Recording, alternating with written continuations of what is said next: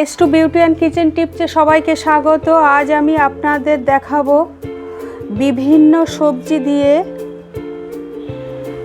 আলু, পটল, ঢেঁড়স দিয়ে এই গরমের সময় বড় বড়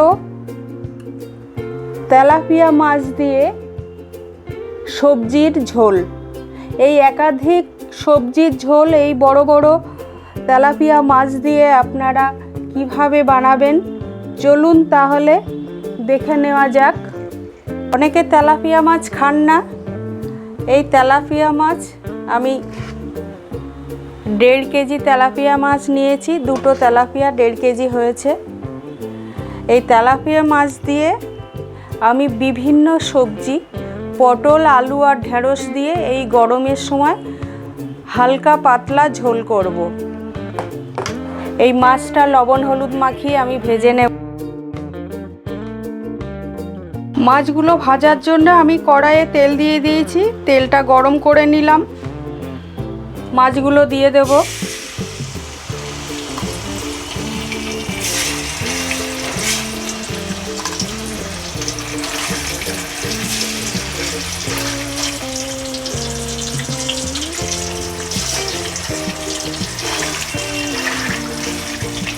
এটা অনেকে খান না, কিন্তু যারা খান তারা জানেন এই বড় বড় তেলাপিয়া মাছ প্রচণ্ড সুস্বাদু হয়, টেস্টি হয় খেতে।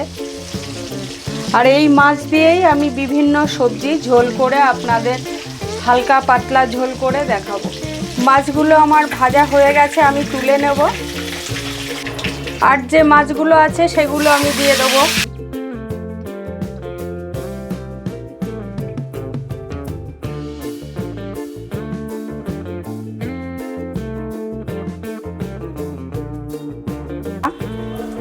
আমি একটা বড় পেঁয়াজ নিয়েছি, তার হাফ দিয়ে দেব।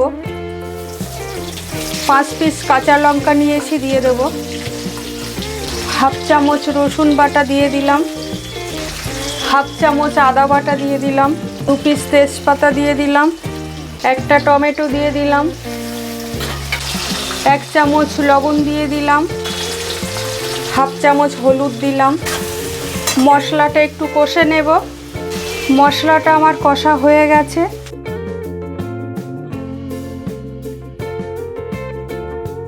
আলু, পটল আর ঢেঁড়সটা দিয়ে দেব। আপনারা এরকম বিভিন্ন সবজি দিয়ে মাছের ঝোল বানিয়ে দেখবেন বাড়িতে এই গরমের সময়। হালকা পাতলাভাবে এরকম মাছের ঝোল বানিয়ে খাবেন। খুবই স্বাস্থ্যকর হবে এবং সুস্বাদুও হবে। একাধিক সবজি দিয়ে এই বড় বড় তেলাপিয়া মাছের ঝোল যদি আপনাদের রেসিপিটা ভালো লাগে তাহলে একটা লাইক কমেন্ট করবেন। যারা নতুন আছেন তাদের কাছে অনুরোধ রইল তারা আমার চ্যানেলটা সাবস্ক্রাইব করবেন। সবজিগুলো আমি একটু ভেজে নেব ভালোভাবে। সবজিটা আমার ভাজা হয়ে গেছে। এবারে আমি জল দিয়ে দেব।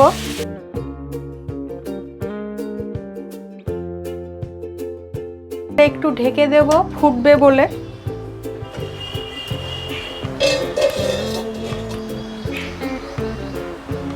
আমি ঢাকাটা একটু খুলে নেব। দেখুন ঝোলটা ফুটছে। এবারে মাছ দিয়ে দেব।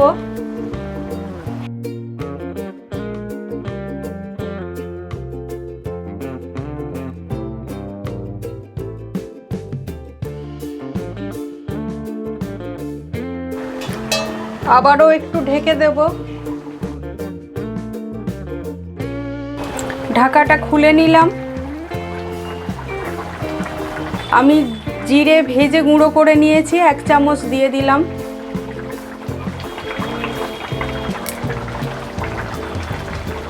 যেহেতু আমার ভাজা জিরে গুঁড়ো তাই আমি ঝোল ফুটছে দিয়ে দিলাম।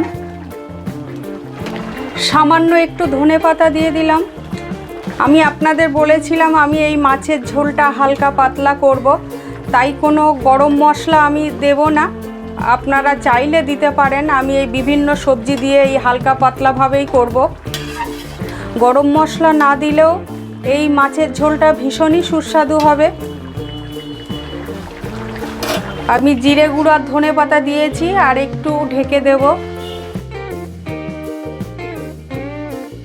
আপনাদের মূল্যবান সময় ব্যয় করে এই বিভিন্ন সবজি দিয়ে তেলাপিয়া মাছের ঝোলটা দেখার জন্য অনেক ধন্যবাদ।